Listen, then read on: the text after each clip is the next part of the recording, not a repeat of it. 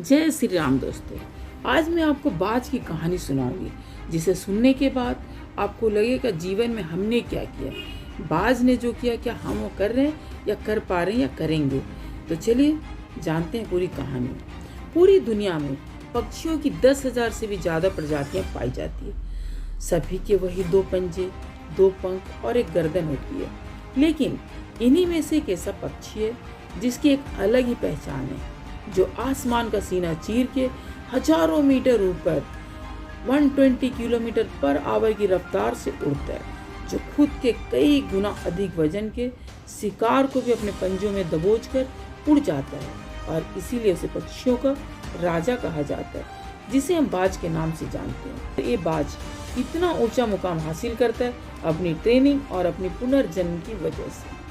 अगर आप भी इस दुनिया में एक मुकाम हासिल करना चाहते हैं तो एक बाज बनने का पूरा सफ़र आपको जानना जरूरी है, क्योंकि 25 से 30 की उम्र तक आने के बाद भी लोगों को रिस्क लेने से डर लगता है, लेकिन एक बाज के जीवन की शुरुआत ही रिस्क से होती है। जिस उम्र में बाकी पक्षियों के बच्चे सिर्फ चींची करना सीखते हैं, उस उम्र में एक मादा बाज अपने बच्चों को पंजों में दबोचकर हजारों मीटर आसमान की ऊंचाइयों में उड़ जाती है, उसे बताने के लिए कि तेरा जन्म आसमान का सीना चीर के सबसे ऊपर उड़ने के लिए हुआ है। तेरा जन्म पक्षियों का बादशाह बनने के लिए हुआ है। जमीन से हजारों मीटर ऊपर ले जाकर मादा बाज अपने पंजों से उसे छोड़ देती है और यहीं से शुरू होती है उसकी हाई रिस्क ट्रेनिंग। वो चूजा जमीन की तरफ तेजी से गिरने लगता है। थोड़ा नीचे आता है तो उसके पंख खुलने लगते हैं।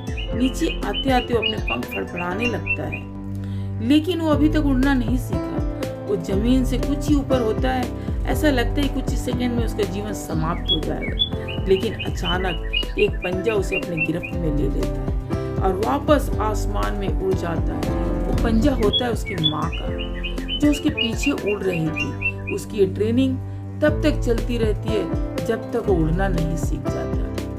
इतनी हाई रिस्क ट्रेनिंग होने के बाद इस दुनिया को एक बाज मिलता है।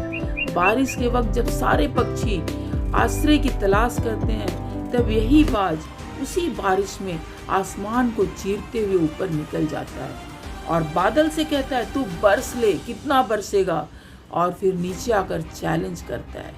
एक बाज की उम्र लगभग 70 साल होती है। जब वह 40 साल का होता है, तब एक परेशानी उसकी जिंदगी में मौत बनकर आती है, जो आपकी परेशानियों की तुलना में बहुत बड़ी होती है, क्योंकि 40 साल की उम्र में बाज की चोंच इतनी मुड़ जाती है कि उसे शिकार निकलने में बहुत परेशानी होती है। उसके पंख भारी हो जाते हैं, छाती से चिपकने लगते हैं, जिससे उड़ना बहुत मुश्किल हो जाता है। उसके पंजे लंबे और लचीले हो जाते हैं, जिससे उस शिकार को सही से नहीं पकड़ पाता। अब बाज के पास सिर्फ 3 रास्ते होते हैं। पहला, वो अपना शरीर त्याग सकता है। दूसरा, गिद्ध की तरह छोड़े हुए भोजन पर निर्भर हो जाए। और तीसरा, सबसे कठिन और पीड़ादायक रास्ता, अपने आप को पुनः स्थापित कर फिर से आसमान का सीना चीर कर उड़ने का। और वो इसी तीसरे रास्ते को चुनता है और अपने पास के सबसे ऊंची चोटी पे पहुंच जाता है।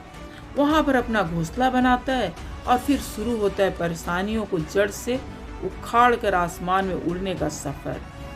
वह अपनी चोंच को एक चट्टान पर मार मार कर तोड़ देता है, लहूलुहान हो जाता है और इंतजार करता है नई चोंच के आने का।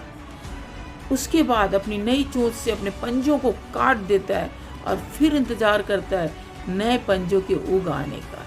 इसके बाद वह अपने एक एक पंख को अपने शरीर से अलग करता है और फिर इंतजार करता है नए पंख उग आने का। और इस प्रक्रिया में उसे समय लग जाते हैं पूरे 5 महीने। इन 5 महीनों की कड़ी तपस्या से एक बाज का पुनः जन्म होता है। वो फिर से तैयार हो जाता है आसमान का सीना चीरकर उड़ने के लिए। जो 3 रास्ते बाज के पास थे, वही 3 रास्ते आपके पास होते हैं, लेकिन कुछ लोग पहले रास्ते को चुनते हैं और परेशानियों के तले दबकर सुसाइड कर लेते हैं। ज़्यादातर लोग दूसरे रास्ते को चुनते हैं। वो परेशानियों का बोझ पड़ते ही अपने लक्ष्य को छोड़कर एक नॉर्मल लाइफ जीने लगते हैं और कुछ वो लोग भी होते हैं जो इस परेशानियों को लात मारकर अपनी मेहनत के दम पर बाज की तरह आसमान की बुलंदियों को छूते हैं। दोस्तों, बाज की ये ट्रेनिंग हमें बहुत बड़ी सीख देती है कि अगर रिस्क लेना पड़े तो लो, और अपने फील्ड में अपने आप को इतना ट्रेंड कर लो कि उस फील्ड में आपसे ऊपर लड़ने के बारे में सोचकर लोगों के पसीने छूट जाए, तभी आप अपने फील्ड के बादशाह कहलाओगे। तो अगर आपको आज हमारी बाज की कहानी अच्छी लगी, आपको इससे मोटिवेशन मिलती है, तो एक बार लाइक सब्सक्राइब जरूर कीजिएगा। धन्यवाद। जय श्री राम।